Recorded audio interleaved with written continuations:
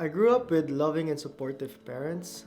Both of them were pastors' kids, and they brought us to church. And through a kids' camp, I decided Jesus to be my Lord and Savior. I see my parents as role models in doing ministry. Jan and I got married in 2016, and the year after that, we decided to move to Australia. We left our careers back home. I resigned from a very stable job, and she left a booming business. And we started from scratch in another country. So we started as students in Melbourne, and it was the most challenging time in both our lives. We were spending what little life savings we had just to survive every day.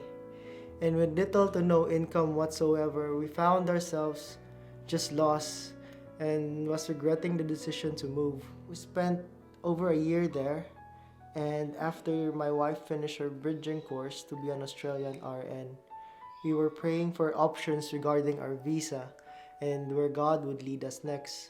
We were weighing options and talked to everyone who've gone through the same experience. And so one day, my wife asked a friend of hers about a sponsorship job in the regional area. And she said that the medical center where she was sponsored was desperate for nurses and they now need a few. So long story short, my wife got the job and now we're here in Nara. So we were doing online church for a few months and we decided we should go find a local church. I actually found Celebration Church just by googling churches near me, and Celebration Church was the nearest, so we went there the next day. So we came a little bit late during worship time, but coming inside, we just felt an atmosphere of home, like we never left the Philippines. It was just an awesome celebration. God was really at work during the worship. So lately in church, Pastor Binaya was preaching about dangerous prayers. And I remembered one time when I was younger, our youth pastor was asking us in a circle about what problems you currently have in your life and how God is dealing with it.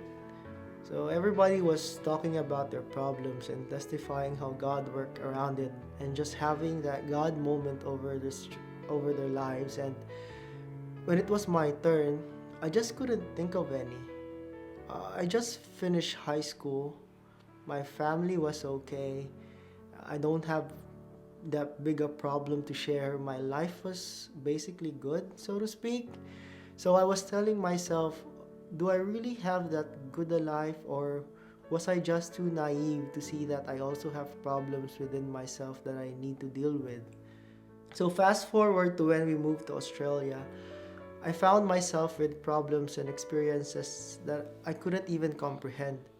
My life was falling apart, our marriage was in jeopardy, and to add to our worries, just a month in being in Australia, while cleaning a hospital toilet, we found out that we were pregnant.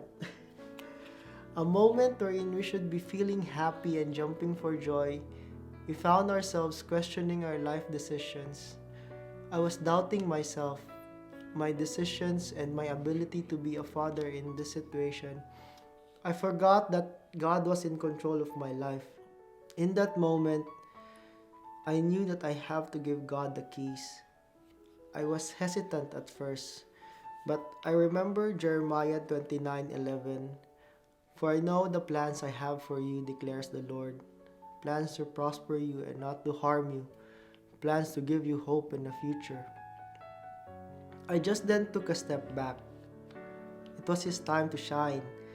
God worked miraculously that moment I gave Him the keys. After Jan delivered, she was telling me that we should not go back to Australia and to just stay in the Philippines because life was not better there. I didn't listen. Maybe it was my pride talking that was telling me to push through, and that as a father, I don't want to just give up and not finish what I started. And because of my pride, we came back. We were back in Melbourne. God was telling me again to stop driving my life my own way and let Him take control. We met this couple in Melbourne, Kuya Ross and Ate Carla, people whom God used to mentor us in life, marriage, and family.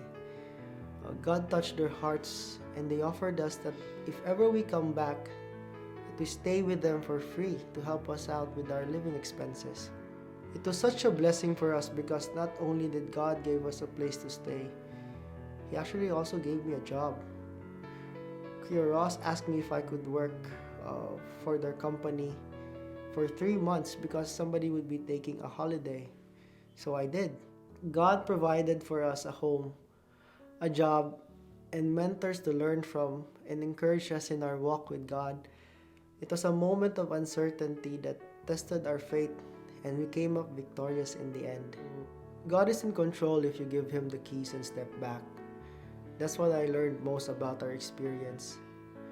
It's the fulfillment of His promise in His word in Jeremiah 29:11.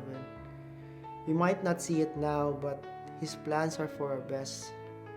We could write a book of all the things that we've been through as a family for the past 3 years with all the ups, downs, uncertainties, and finally breakthroughs and promises.